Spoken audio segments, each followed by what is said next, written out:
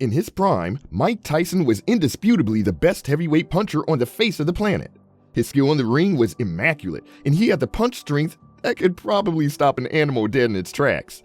That said, his admiration for Muhammad Ali was not only because of his abilities in the ring. Like Muhammad, Mike was an advocate for black pride. In this video, we'll look into the legacy of Mike Tyson, as well as how he touched the lives of millions of Africans, both inside and outside the continent. Michael Gerard Tyson was born in Fort Greene, Brooklyn, on June 30th, 1966.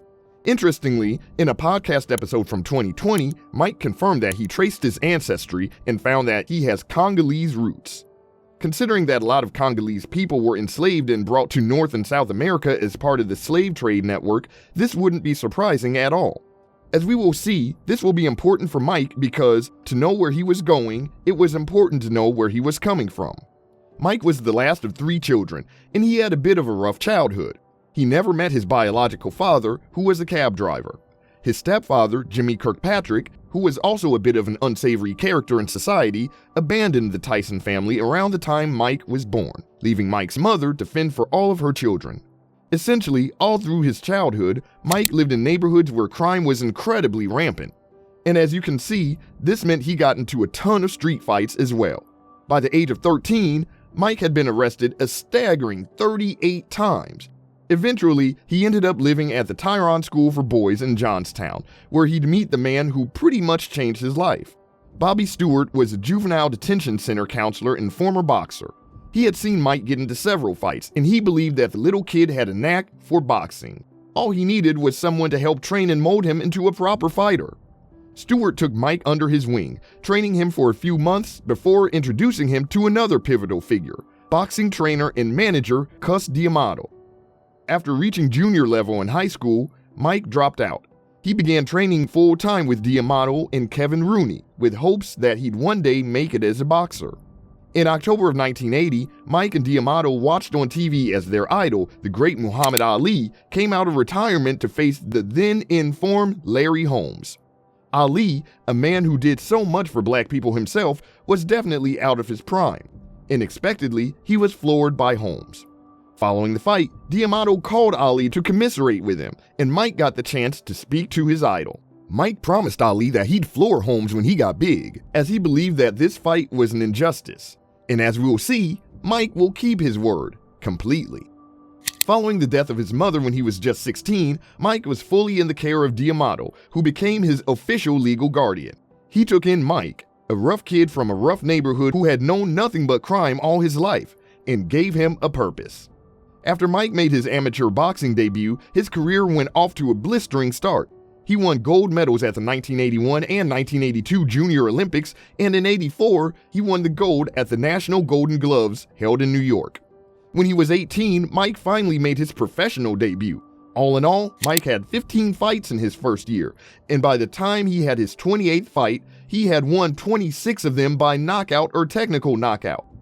Interestingly, 16 of these knockout wins came in the first round. Mike's win streak soon began attracting attention, especially as the quality of his opponents began to rise. Soon enough, everyone knew what was coming. Mike would be a champion. Mike's career got derailed a bit following the death of Cus D'Amato in November 1985. D'Amato had been the closest thing Mike had to a father figure, and this loss was pretty hard to take. Nevertheless, Mike got back into the ring soon enough. The wins and knockouts kept coming. By July of 1986, Mike had secured 6 more KOs, including a victory over former world heavyweight champion Marvis Frazier. And by November of 1986, at the age of 20 years and 4 months, Mike became the youngest heavyweight champion in history. The next year, Mike added the IBF and WBA titles, and he was finally on top of the world. However, there was one thing left. In January of 1988, Mike had the opportunity to fight against Holmes, the same man that floored his idol Muhammad Ali 8 years before. But Mike wanted to keep his promise, and he did just that, flooring Holmes with a brutal knockout in the 4th round. Interestingly, this would also be the period when Mike began to show shades of the man he was.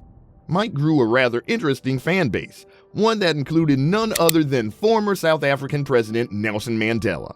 Mr. Mandela was a civil rights icon who rose to prominence following his hardline stance against the apartheid government in South Africa.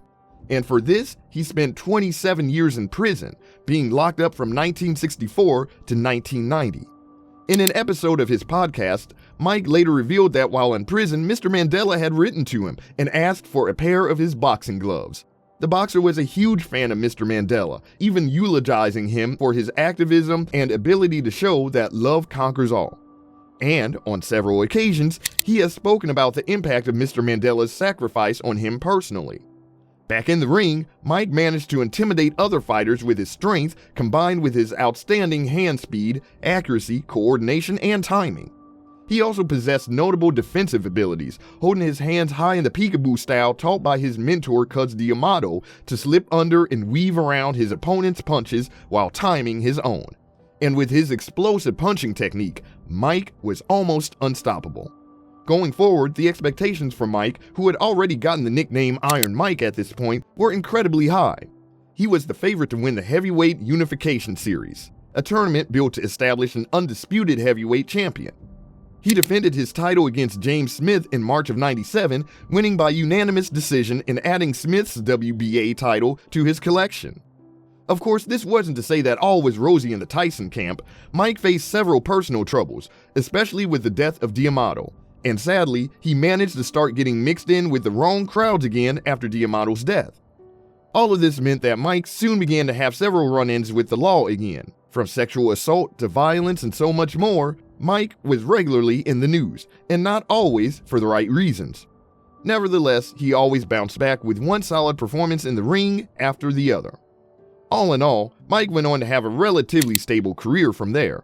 However, it all came to an end in 2005, when he retired. In a documentary, Mike explained that most of the fights towards the end of his career, many of which he lost, were mostly done for a payday. He recounted that he had lost his passion for boxing a long time ago, and by 2005, he believed it was finally time for him to hang it up. At the end of his career, Mike had an official record of 50-6, with 44 of those wins coming by knockout. To date, this remains one of the most impressive boxing records of all time, and it just goes to show how impressive he was as a fighter. Interestingly, while he continued to promote the sport of boxing after his retirement, Mike has also been a significant proponent of black causes. Mike has been vocal about his beliefs that Africa as a continent should unite. While on a visit to the pyramids of Giza in Egypt, he shared his opinion that a unified African continent would shake the entire world, and he encouraged countries in the motherland to unite instead of fighting each other. In 2008, he traveled to South Africa, where he attended a gala organized by a children's charity and spoke on behalf of the cause. Although his move was a tad controversial at the time, Mike made it clear that he wasn't looking to get anything out of it. All he wanted was to help raise awareness for the cause of children and hopefully raise some funds as well. Mike was also chosen in 2021 to become the official cannabis ambassador of Malawi. In his role, Mike advocates for the healthy benefits of cannabis in the country while also helping to drive significant foreign investment in the country, which is hoped to help improve Malawi's economy across the board. Just a few months ago, Mike made an appearance in Libya, helping to ignite the growth of boxing in the country and provide an additional source of entertainment and revenues. Libya has had a bit of a torrid history with boxing, especially after former ruler Muammar Gaddafi banned the sport in the country.